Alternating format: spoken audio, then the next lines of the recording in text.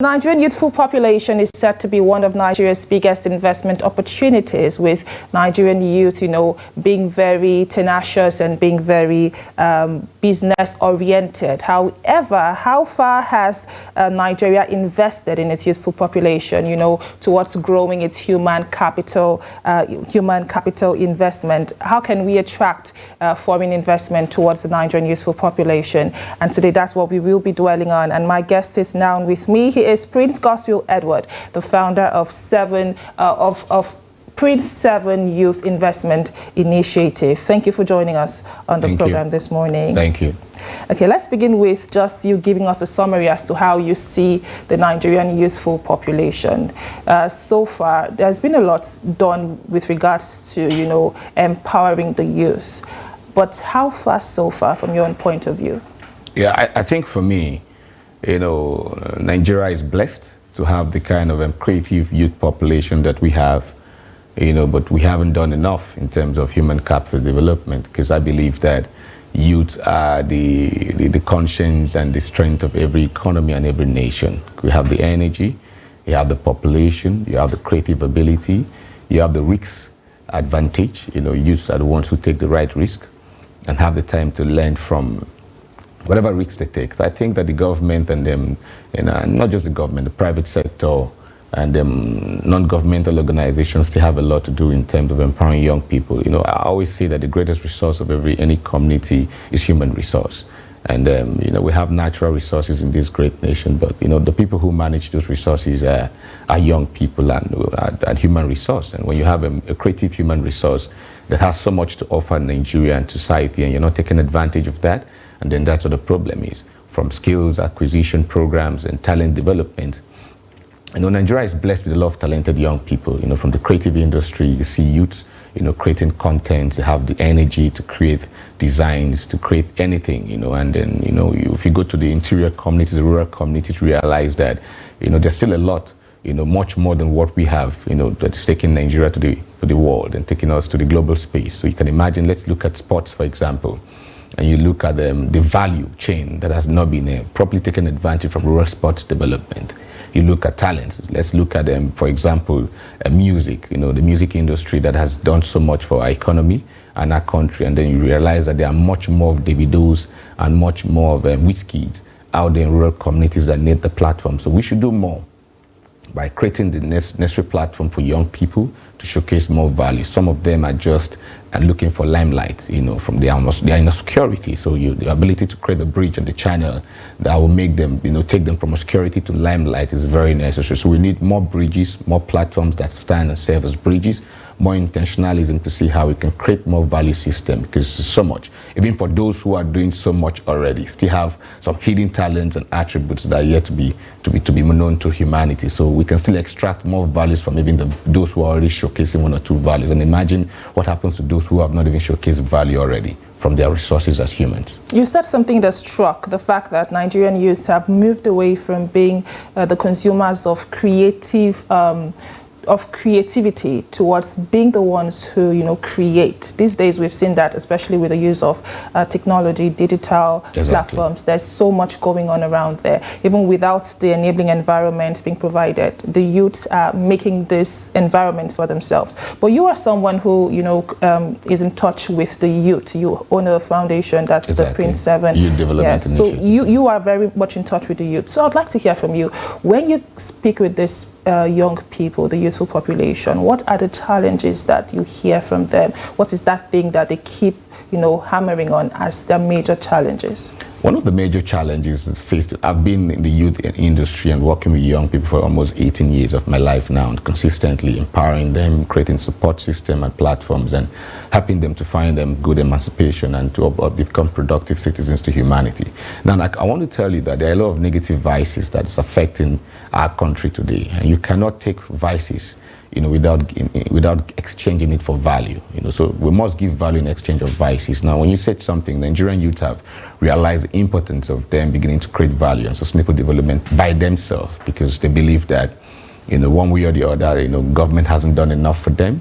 And then, and then for most times, I always say that government is only to provide enabling environment, but the private sector, individuals too, must come to support, because we all suffer the insecurities that we're faced with in society. And this is based on the fact that negative energy is being displayed. So how do we convert negative energy to positive energies to get more young youth platforms? So the youth need funding, they need mentorship, they need support, they need access, and they need platforms. You can see, even in the tech space, a lot of young people have created too many amazing platforms, tech, applications and contributions to the tech space and the tech industry. But some of them need the right funding. They need those people who have the faces. For example, you can have social capital, and because you give room to communicating with young, there's no strong communication. There's a big lacuna between the youth and the elders, because some youth elders just feel that they can't get involved in supporting youth programs and youth-driven initiatives, which is wrong. We need some of the problems of our leadership infrastructure today is mentorship. So if we want to know that you're not going to be there forever, and that someday, whether you like it or not, the youth population will take over the value chain and manage the resources of this country, then while you are alive, you must begin to traditionally and naturally transcend by building that transition plan yourself to begin to empower the people you want to hand over resources to.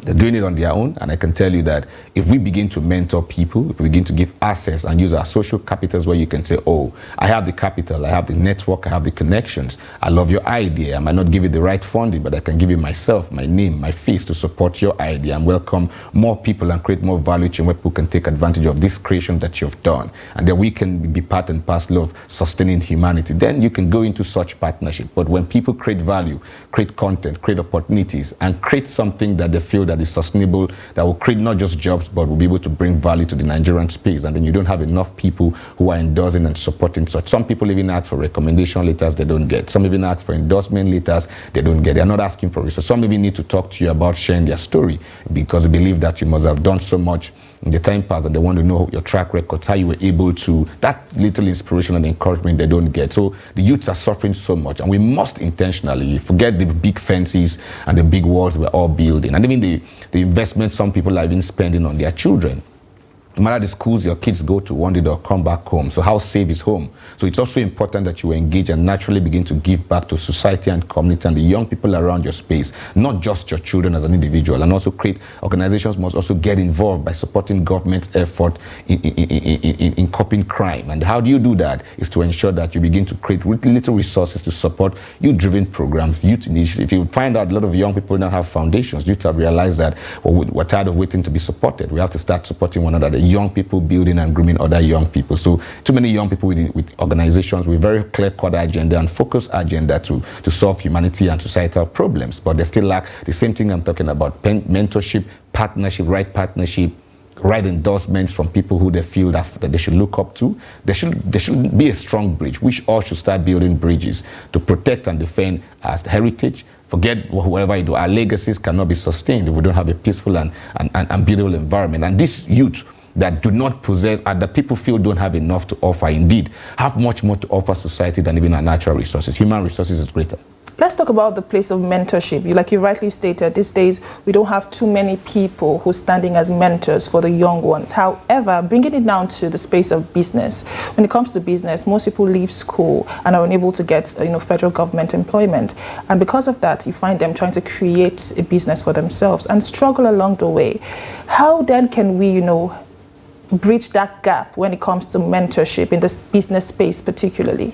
Very important, because the private sector has a lot to offer. And like I said, government can't create all the jobs. Those who are saddled with the responsibility to create jobs are the private sector, by ensuring that you keep creating more platforms and more solutions. There's so much in the Nigerian African space that have not been exhausted. As I can say, for example, one of the major problems I've always stood to advocate for is the ability for young people to become volunteers. You want to learn a trade, or you want to set up a business, also volunteer to work with other big brands and big organizations and serve other people. That's another strong, internship programs and all of that's very important for you to also build your business. I feel that if you can create jobs for yourself, then you can create job for the next person. There's a problem of unemployment, which is a major problem that have led to insecurity challenges in our country and continents today. So some youths should not just look at the skills they know, but also begin to develop their talents and make their talents to get to a point where they can create sustainable development through their talent. Some youths are good in, most of them are ashamed of their talents because they come from a space and a family who don't subscribe to the talents they have. I've engaged young people over time. I've even spoken to parents of young people people over time to give them reasons why they should support the dreams of their children, because we believe that God has given each and every one of us numerous potentials.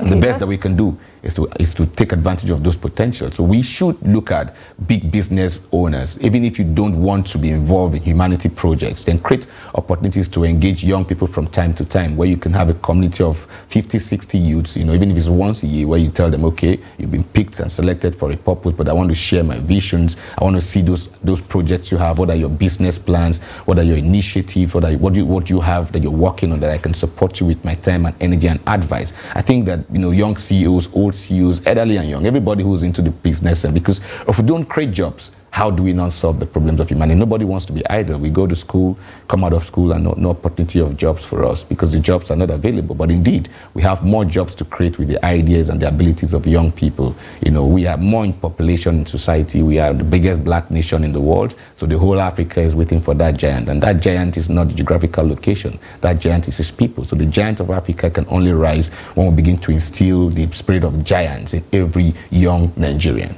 Let's bring it home now to the Nigerian sports economy. One of the major conversations in the mouth of most Nigerians now is the Africa Cup of Nations, which is expected to kick off tomorrow.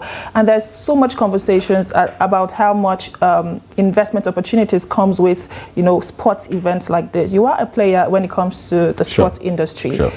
Let us talk about the Nigeria's sports economic space.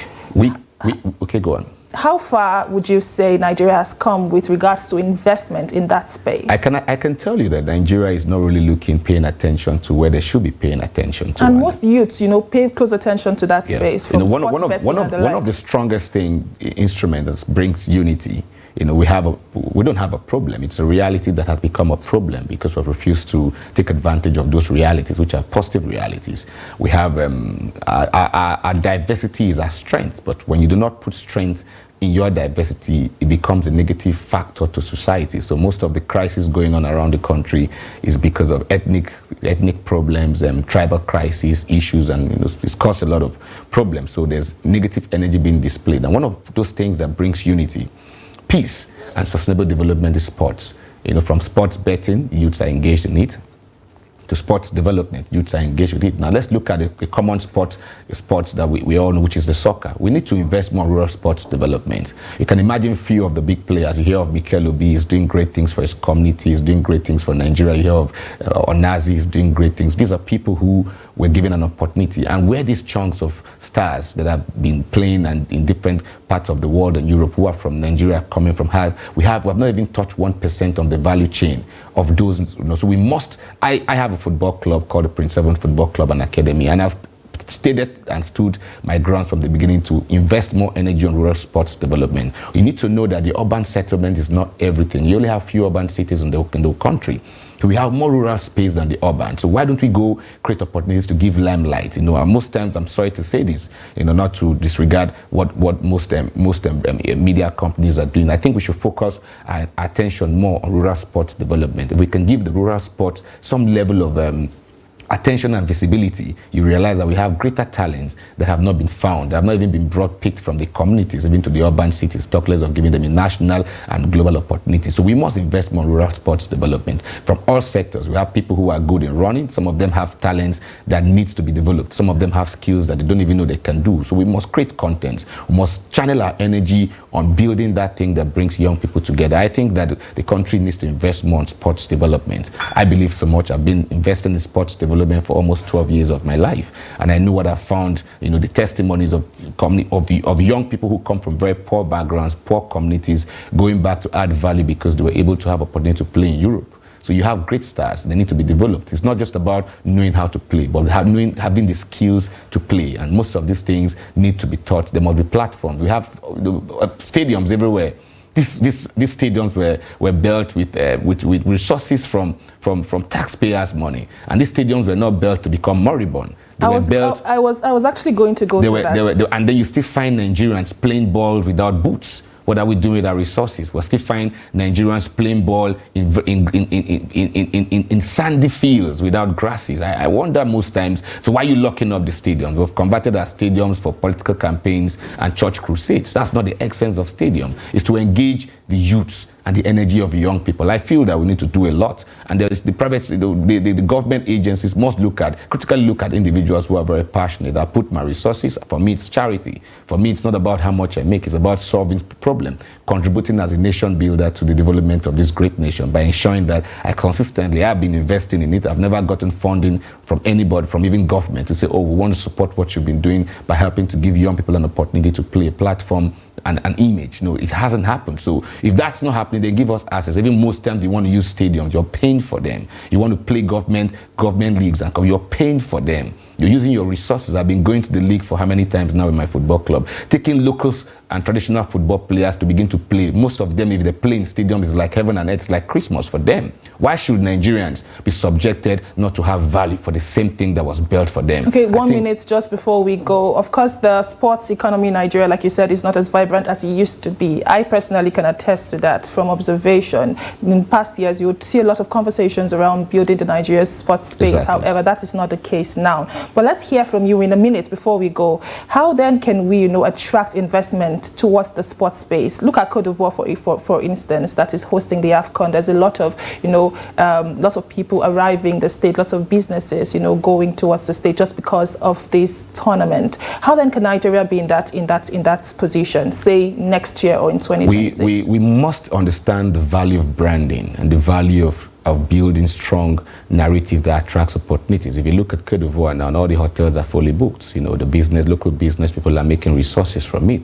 It shows you that if Nigeria has to begin to take more advantage of the opportunities around us, we must begin to look at attracting events like that to our environment, and not just attracting events to an environment that has a moribund sector, but ensuring that you put up and build and develop a sector and the minds of Nigerians to understand the value chain that is coming in. I think that we must do a lot of orientating the minds of people and Nigerians, and we ourselves too, as private sector and government, public servants and people too, must pay more attention to taking advantage of what your office can do to generate opportunity for Nigerians. The traders are depending on the government. Like I said, the government must create the enabling environments. What has happened in Cote d'Ivoire now is the government creating an enabling environment by bringing sports development and bringing the competition into that country. Now, from the hospitality business, everybody is going to benefit from having people come in there. You're having people exchanging currencies because they believe that value has come to their state. So I feel that our country, I'm excited about what the president is doing, and I'm excited what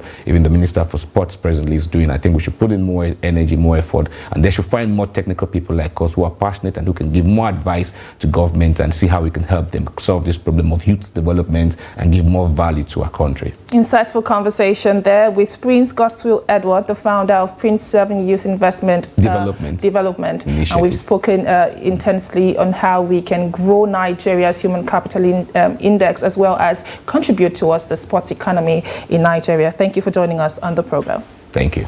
And this is the point where we wrap up today's edition of the program, the final one for the week. But we'll be back again with you next week, so do well to join us. My name is Chiamaka Nendu. Thank you for watching, and bye for now.